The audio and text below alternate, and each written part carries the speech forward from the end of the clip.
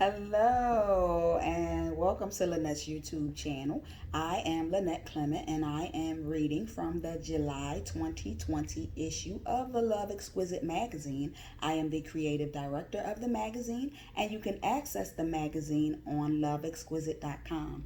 LOVEXQUISITE.com for free. So what I'm doing is I'm reading out of the For the Love of Relationship.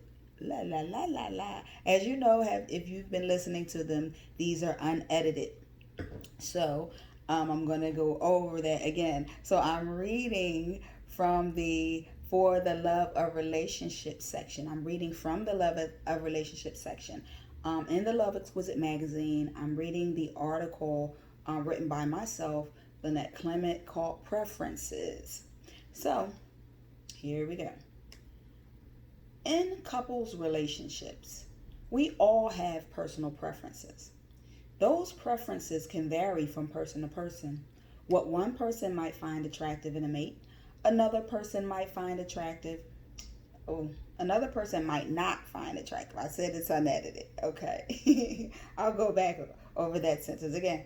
What one person might find attractive in a mate, another person might not find attractive in the same person. Each of us like what we like. When we don't have preferences, we tend to fall for anything. And oftentimes that anything is not aligned with what we truly deserve. When we shop for clothing, we look for clothes that are the right fit for our body type, or so we should. What appeals to us is a certain cut, a certain fit, a certain design, a certain color, or even a certain brand.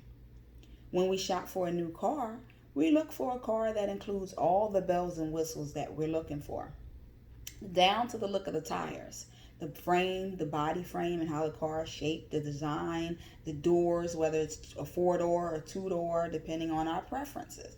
The interior color, the exterior color,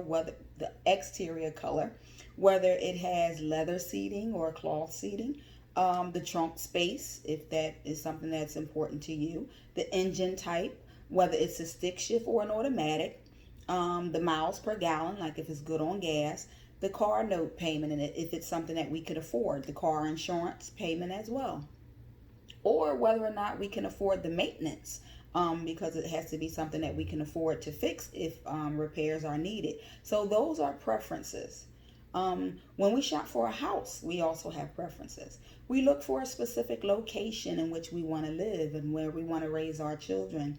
The cost of the house, it has to be something that's affordable for us. The schools in the area, if we have children, we want to make sure that the schools in the area are good schools. The cost of the property taxes, whether or not the seller is offering seller's assist when purchasing the property. The neighborhood crime rate is also important. The total square footage of the house, how many rooms are in the house, how many rooms are we looking for, the type of house that we want, the size of the rooms, what is the layout of the kitchen, what's the layout of the bathroom. So we think about those things that we want, whether or not it has a garage or street parking. So those are preferences. Even when we select a school to attend, we have a preference. We either choose a school that we want to, we prefer to appear on our diplomas once we graduate. We also look for affordability as well as the majors that they offer and whether it's aligned with the major that we're looking for. So we have preferences, even if we don't like to admit it, we do. If your preferences are not hurting anyone or yourself, no one else has a right to tell you what you should prefer. If you prefer to be a vegan over eating meat, that's your preference. If you deserve chicken over pork, seafood over salad, it is your choice. It's your choice, nobody else's. So think about how unsatisfied we would be if we didn't have the option to choose any of those things. This is what it feels like to not have preferences when choosing a mate. We have to be honest with ourselves about whether we really like, or about what we want, I should say. We have to be honest with ourselves about what we really like and what we really want in life. Be honest. Would you be okay with buying a house that you're not satisfied with? Would you be okay with driving a car that you didn't really want? Would you be okay with wearing clothes that didn't fit you? Most people would say no to those questions. So that's why we have to have preferences, especially when selecting a mate. Selecting a mate is more important than selecting the right shoes or the right clothes to wear. It is just as important as selecting the right house to buy. Having a preference doesn't mean that you are picky. It doesn't mean that you're vain. It just means that you know what you want, you know what you deserve, and you're not willing to settle for the sake of just having it or just having someone or whatever that it may be. So never let anyone make you feel guilty about having preferences. Everyone should have preferences. However, keep in mind that preferences should be realistic. Some of us have unrealistic preferences, and I'll explain that in a second.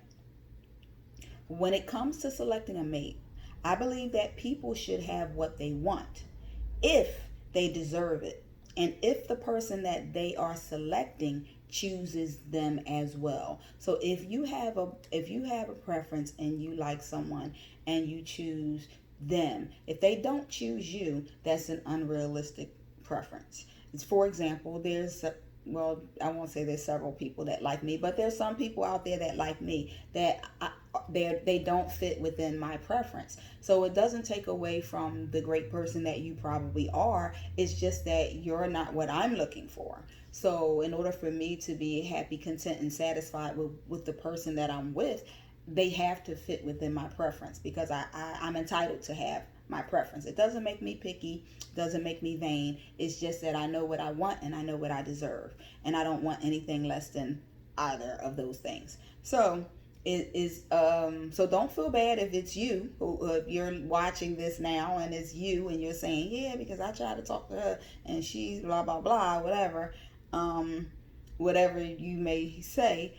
Don't don't let that affect your self-esteem or your ability to find someone else who is looking for you, whose preference you do fit into. I believe that you should have a mutual attraction to one another. So I'll go into that as well. So the key is not to stop there when you have someone, when you're attracted to someone and they're not attracted to you, or when you don't fit within their preferences. Do not stop there. Make sure that you continue to date and to see other people, to see if somebody chooses you and they're within your preference, then you choose them back. But if you choose them and they don't choose you, then let it go, because I'll talk about why as I continue to go on. So the key to developing a relationship is not to stop there when they don't choose you. If the person that you choose doesn't choose you, you have to continue to work towards getting what you want, even if that means from someone else just as deserving of you. Not everyone that we meet is the right person for us, so that's important to know. Not everybody that you meet is your wife or husband. Some people come into your life for a reason, a season, or a lifetime, as the saying goes. So just because you might like someone doesn't mean that they will like you in return. And that is okay. That's the key.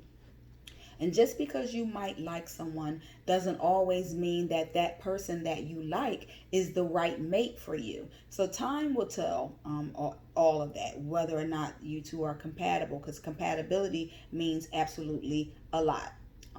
So everyone that you like is not always going to like you. So that's the harsh reality of the real world that we live in, for whatever reason. That is their preference. So don't waste your time and energy trying to convince them otherwise. Compatibility and mutual attraction are important in relationships. Remember, it is their preference, not yours. He or she may like you as a friend, but not as a partner. And you shouldn't be mad at them for having a preference, nor should you try to convince them otherwise. Being realistic about what we want and deserve is important. It's not about being superficial. It's about being happy, satisfied, and content with who you choose. With that being said, we shouldn't let our preferences get in the way of our happiness either. I'm not saying settle. I'm saying be realistic. Oftentimes we can have preferences that are unrealistic and are not based upon what we can offer to someone else. It would be unrealistic and unfair to want something that you do not possess yourself and or are not willing to work towards or willing to even give. For example, if you are the type of person who says, I want my mate to call me more, and you don't call them, to me that's an unrealistic and unfair preference to consider. One of my biggest pet peeves is when someone texts me and says and texts call me. That's one of my biggest pet peeves. It might sound dumb to some of you, but it's one of my biggest pet peeves, and this is why. It takes about 8 or 9 presses of a button to text call me. Think about it. CALL. Well, actually, you gotta look for my name, then you gotta press my name. Then you have to spell call me. CALL space ME. So, and then you have to click send. So that's about 9 button presses that you had to do. However, it takes one button press to actually call the person that you want to talk to. So if you text somebody, call me, you obviously want to talk to that person. So just pick up the phone and call them. It takes one button press. You find their name, you push the button, and you call them. Instead of wasting your fingers on texting them, call me, just pick up the phone. Don't text them and ask them to call you. It's almost like people have become so afraid that you are not going to be at their every beck and call that they are afraid to call you. Just get over yourself and call the person that you want to talk to, because ultimately if you're texting them, you're the one who wants to talk to them. So then just call them. It's just that simple. It's not that deep. Just call them. If you find yourself saying, I want my mate to cook for me all the time, and you're not willing to at least cook sometimes, then to me, again, that's an unrealistic and unfair preference to consider. If you find yourself saying, I want someone who works hard and you don't even have a job, that is an unrealistic and unfair preference to consider. People want to be satisfied with what and who they choose. And this applies to both men and women. So in relationships, it's not just about what one person wants. It's about both of you. And both of you should want what you are willing to give. So if you're not willing to give the things that you want, then to me, you shouldn't ask for them. If you want loyalty, but you out there cheating, you can't, where they do that at? You cannot want what you are not willing to give. That's just, to me, that's only fair and right. So in addition, you should be with someone that you choose, who also chooses you. If we try to go coerce someone into wanting to be with us, or if he or she eventually gives in, trust and believe that the person is only going to use you for their own personal gain, whether it is sexually or financially. And you will not have to force someone that wants to be with you to be with you.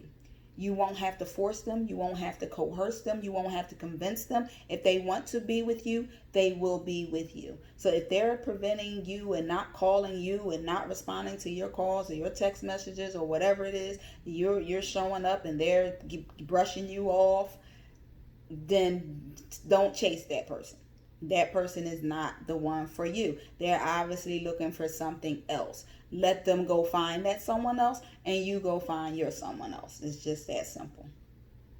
But again, you will not have to force or coerce someone who wants to be with you to actually be with you. If you have to force or coerce someone to be with you, you will end up hurting in the end. Trust me, I know. Been there, done that, got the t-shirt, ain't buying the t-shirt again. So again, I'm giving you this information because these are life experiences that I've learned from. So if I can help somebody not make the same mistakes that I did along the way, take it. It's valuable information for free, and you can live vicariously through someone else and save yourself the time, the energy, and the hurt. Because they will use you until they get what they want from you, or find the person who meets their preference and then drop you like a bad habit. When choosing a mate, you have to have a preference. And one of the things that should be included in your preferences is to choose someone who also chooses you. So if they don't choose you, you have to suck it up and move on. When you are choosing your mate, if you are the type of person who says, "Oh, I don't care. I'm not that picky. I don't. It really don't even matter to me. I don't care. As long as he do this or she do that, and then I'm good." Know that you too deserve to be happy. You deserve to have preferences, and don't let anybody tell you otherwise. Everybody should have preferences. So what you like and what you're looking for in a mate is your preference. Having a preference is not that you are being picky or selective. It is getting what you want and what you deserve. You can't and shouldn't just settle for anyone. So always remember that the person that you choose should also deserve you, because everybody doesn't deserve you. So keep that in mind as well. Everybody does not deserve you. And this is why you have to have preferences. This is why we have to consider our preferences when choosing a mate. That's from me, the article in the For the Love of Relationships section of the July 2020 issue of the Love Exquisite Magazine. Is titled Preferences. Thank you for listening, and make sure that you get what you deserve and that you're not asking for something that you're not willing or capable of giving yourself.